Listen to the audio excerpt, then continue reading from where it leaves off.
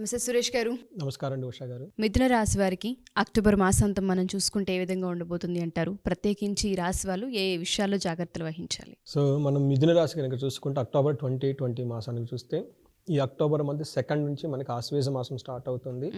తర్వాత ఈ మాసం మనకి అందరికి బాగా పాపులర్ దేవీ నవరాత్రులు బిగినింగ్ నుంచే స్టార్ట్ అయిపోతాయి. అంతేకాకుండా ఈ మాసం ఎండ్లో మనకి ధనత్రయోదశి, దీపావళి, తర్వాత నరక చతుర్దశి ఇలాంటి పండగలతో ఈ మాసం అంతా అవుతుందని చెప్పాలి.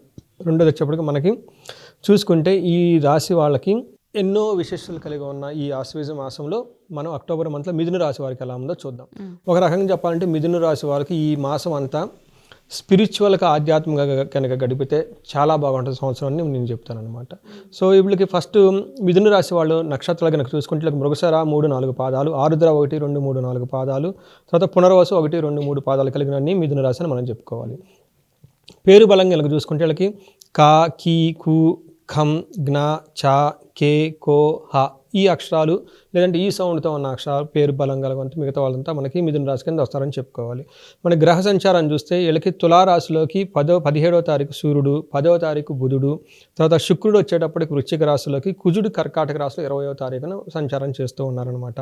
ఈ ప్లానెట్ పొజిషన్ కనుక మనం చూసుకుంటే వీళ్ళకి మిథున రాశి వారికి ఎలా ఉంటుందంటే ఫస్ట్ 17th వరకు కనుక చూస్తుంటే, ఎందుకంటే గ్రహరాజు సూర్యుడు 17th మారుతాడు, దానికి ముందు దాని తర్వాత కనుక మనం కన్సిడరేషన్ చేస్తే ముందు చూస్తే వీళ్ళకి సమాజంలో అఘోరం కలిగే సంఘటనలు చోటు చేసుకునే అవకాశం ఎక్కువగా ఉంది. ఎనిమీస్ కనుక వీళ్ళకి శత్రువులు ఉంటే వీళ్ళతో శత్రువులు బాగా ఇబ్బంది పడే అవకాశం ఎక్కువగా ఉంది. రావాల్సిన ధనం వస్తుంది అనుకున్న టైంలో రాకుండా పోయే అవకాశం ఎక్కువగా ఉంది. పుత్రుల ద్వారా కొంచెం ఒక్కటి మాత్రం విషయంలో చాలా బాగుంది, మిగతా విషయాలంతా వీళ్ళకి అనుకూలంగా లేదు. అయితే 17th తర్వాత కూడా సిచ్యువేషన్ అలానే ఉంటుంది. మానసికంగా ఏదో ఒక విషయంలో బాధపడుతూ ఉంటారు. తర్వాత ధనం విషయంలో ఎక్కువగా ఎక్స్పెక్టేషన్స్ పెట్టుకోవద్దు, రావు, ధనం పోయే అవకాశం ఎక్కువగా ఉంది. వీళ్ళు భార్యతోటి పుత్రులతోటి గొడవలు పడతారు. వీళ్ళ చుట్టూ వీళ్ళని ఇబ్బంది పెట్టేవాళ్ళు తయారవుతారు. ఓకే. సో ఈ ప్రకారంగా చూసుకుంటే మనం వీళ్ళకి మిథున రాశి వాళ్ళకి అంత సూక్ష్మ గోచరం పరకం బాగలేదని చూసిస్తున్నాం అనమాట. అయితే ఇంకా డీటెయిల్స్ కనుక మనం చూసుకుంటే వీళ్ళకి 5th హౌస్లో ఉండేసి 7th హౌస్ను సూర్యుడు దృష్టి ఉండటం వల్ల ఏమవుతుందంటే మిక్స్డ్ రిజల్ట్ ఇస్తారు అని చెప్పుకోవాలన్నమాట. అది కూడా ఎప్పటి నుంచి అంటే 17th నుంచి 27th వరకు మంత్ ఎండ్లో, మంత్ బిగినింగ్లో అంతే బాగుండదు, 17th నుంచి 27th వరకు మంత్ ఎండ్ వరకు బాగుంటుంది. ఏ విషయంలో బాగుంటుంది, ఏ విషయంలో బాగలేదు కనుక చూసుకుంటే ఫస్ట్ బాగుండే విషయాలు కనుక చూసుకుంటే 17th నుంచి మంత్ ఎండ్ వరకు ధనలాభం కలుగుతుంది. ప్లస్ కులాచారాలను ఫాలో అవుతారు, అంటే వాళ్ళ యాన్సిస్టర్స్ వాళ్ళ పెద్దవాళ్ళు ఏమైనా ఉంటే కనుక ఆ పద్ధతులను ఫాలో అవుతూ ఇంట్లో చక్కగా ఉంటారు. ఇంటిలో శుభకార్యాలు చేసుకుంటారు. తర్వాత తీపి వస్తువులు తింటారు. నూతనంగా ఉద్యోగం వచ్చే అవకాశం ఎక్కువగా ఉంది. ఇప్పటిదాకా కనుక ఎవరైనా కనుక ఉద్యోగంలో స్టాగ్నేటెడ్గా ఉంటే ఇది వాళ్ళకి బెస్ట్ టైం అని మనం చెప్పుకోవాలి. ధనలాభం ఉంది, మంచి ఆరోగ్యంగా చూపిస్తుంది. అయితే అదర్ సైడ్ ఛాలెంజెస్ ఏ విషయం ఉంటే వీళ్ళకి స్నేహితుల వల్ల ఇబ్బంది ఉందండి. అందుకని మీ ఫ్రెండ్స్తో కొంచెం చాలా జాగ్రత్తగా ఉండి, అందులో మనీ రిలేటెడ్ మ్యాటర్స్లో మీ స్నేహితులు ఇబ్బంది పెట్టారు. తర్వాత ధనం వ్యయం స్నేహితుల ద్వారా కూడా అవకాశం ఎక్కువగా ఉంది. బుద్ధి బలం కోల్పోతారు, అంటే మీరు ఎవరో చెప్పిన మాటలు వినేసి చేయకూడని పనులు చేసే అవకాశం ఎక్కువగా ఉంది. అశాంతిగా ఫీల్ అవుతారు. సంతానానికి అనవసరంగా ఇబ్బందులు పడే అవకాశాలు అన్నీ ఉన్నాయి. సోమర్తనం, లేజినెస్ కూడా వీళ్ళకి వచ్చే అవకాశం ఎక్కువగా ఉంది. చేద్దాంలే చూద్దాంలే, పోస్ట్పోన్మెంట్ చేసుకోవటం, చేయాల్సిన పని చేయకుండా బ్యాడ్ కంపెనీతో ఉండడం, ఇవన్నీ చేసే అవకాశం కూడా ఎక్కువగా ఉంది. అవన్నీ ఛాలెంజెస్ అనమాట. అయితే వీళ్ళకి కుజుడు విషయంలో కనుక చూస్తే ఏ విషయంలోనూ కుజుడు వీళ్ళకి అంత అనుకూలంగా లేరు. అందులోనూ ఫస్ట్ 20 days కనుక చూసుకుంటే చాలా టఫ్గా ఉంది. కుటుంబంలో గొడవలు అవుతాయి, బంధువులతో గొడవలు, ఆరోగ్య భంగము, తర్వాత బంధువులకి వీళ్ళు ఇబ్బంది పడతారు, వీళ్ళు బంధువులను ఇబ్బంది పెట్టే అవకాశం ఎక్కువగా ఉంది. మిత్రదోహనం, ఫ్రెండ్షిప్ వీళ్ళు మిథున రాశి వాళ్ళు ఫ్రెండ్స్తో చాలా జాగ్రత్తగా ఉండాలి. మిత్రద్రోహం జరిగే అవకాశం ఎక్కువగా ఉంది. చక్కగా ఉండి మీ వెనక బ్యాక్ బైటింగ్ ఇచ్చి మీ డబ్బులు తీసుకొని పోవటం, మిమ్మల్ని కీర్తి ప్రతిష్టలకి మీ భంగం కలిగే అవకాశాలు ఎక్కువగా ఉన్నాయి కాబట్టి చాలా జాగ్రత్తగా ఉండాలి. తర్వాత వీళ్ళకి హెల్త్ కూడా ఇదే టైంలో సహకరించక చాలా ఇబ్బంది పడిపోతూ ఉంటారు.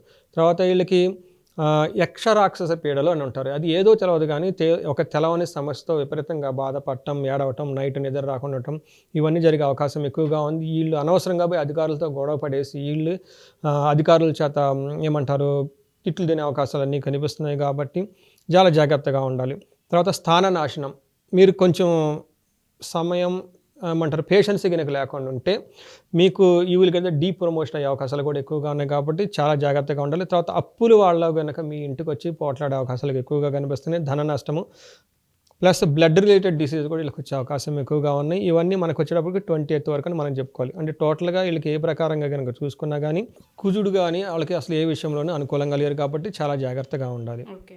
వీళ్ళకి శుక్రుడు కనుక చూసుకుంటే వీళ్ళకి కొంతలో కొంత మెలుగు ఎవరైనా కనుక బెనిఫిట్ చేస్తున్నారు అంటే వీళ్ళకి ఒక శుక్రుడు మాత్రమే చేస్తున్నారు. అది కూడా ఏ విషయంలో అంటే వాళ్ళు స్వల్పంగా కొంచెం ప్రాబ్లమాటిక్గా క్రియేట్ చేయకుండా ఉంటారు. బట్ కానీ వీళ్ళు కూడా ఏమో చేస్తుంటే వృధా ప్రయాసాలకి ఎక్కువ కల్పిస్తూ ఉంటాడు. అవమానాలు జరుగుతూ ఉంటుంది. తర్వాత వ్యవహారాలు చిక్కులు అపాయం కలిగే అవకాశం ఎక్కువగా ఉంటుంది. వీళ్ళకి ఆయుధ పీడ ఏదో ఒక వెపన్తో వీళ్ళకి ఇబ్బంది పడే అవకాశం ఎక్కువగా ఉంది. వీళ్ళకి దొంగలు పడతారు, కష్టాలు, భయము. వ్యవసాయం కనుక ఎవరైనా కనుక చేయాలనుకున్నా లేదంటే మంచిగా చక్కగా పనిచేద్దాం అనుకున్నా కానీ అనవసరంగా విఘ్నాలు కలిగేసి వాళ్ళకి ఆటంకాలు వచ్చే అవకాశం ఎక్కువగా ఉంది.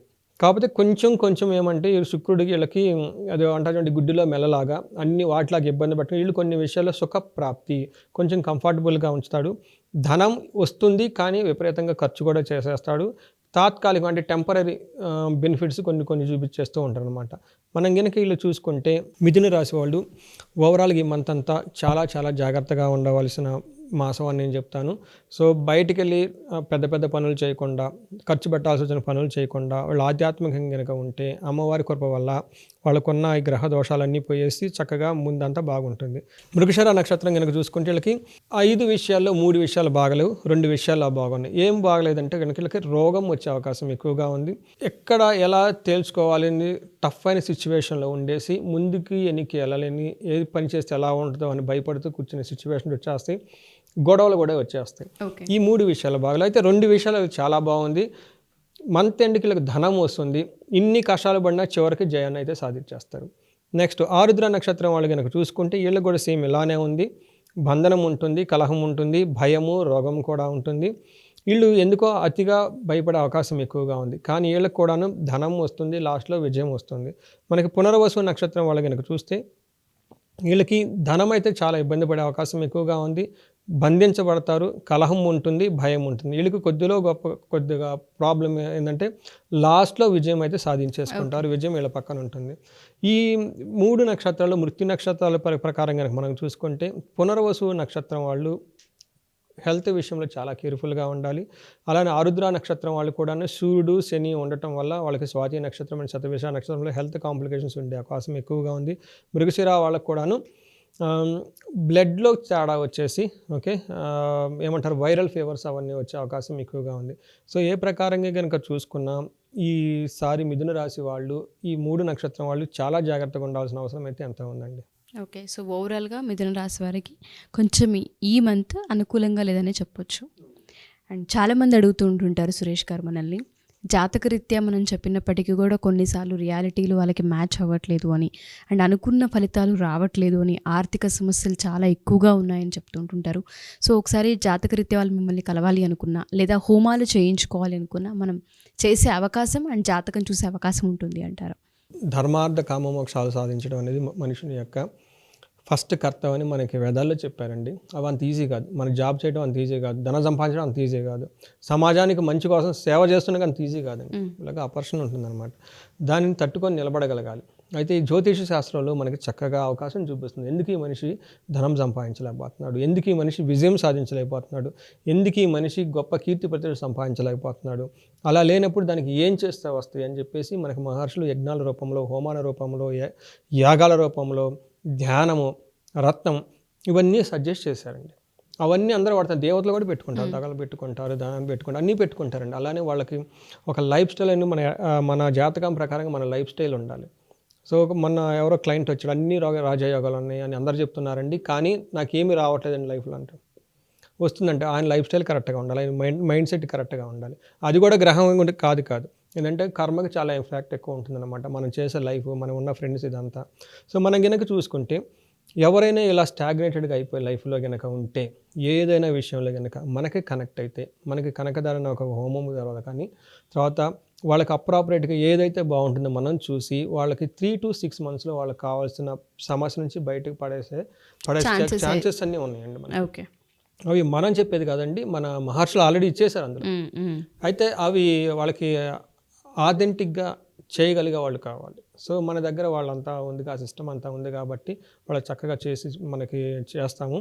వాళ్ళ సమస్యలు ఏమైనా ఉంటే కనుక వాటి పరిష్కారాలు చూపించి వాళ్ళకి హెల్ప్ చేస్తాం అనమాట. తప్పకుండా అలాంటి వాళ్ళు మనకి స్క్రీన్ మీద కనిపిస్తున్న నెంబర్ ద్వారా మనకు కనెక్ట్ అవ్వచ్చు. షూర్ అండి.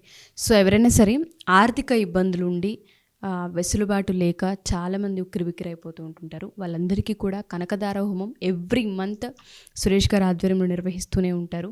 ఎవరైనా కనకదార హోమంకి జాయిన్ అవ్వాలి అనుకున్నా, లేదా జాతకరీత్యా ఒకసారి అపాయింట్మెంట్ మీరు తీసుకోవాలి అనుకున్నా, లేదా ఏమైనా హోమాలు యజ్ఞాలు మీరు చేయించుకోవాలి అనుకుంటున్నా, ఖచ్చితంగా మీరు సురేష్ గారిని అప్రోచ్ అవ్వచ్చు. కింద స్క్రోల్ అవుతున్న కాంటాక్ట్ నెంబర్ని కాంటాక్ట్ చేస్తే సురేష్ గారి మీకు పూర్తి వివరాలను అందిస్తారు. Thank you sir, thank you so much. Thank you అండి.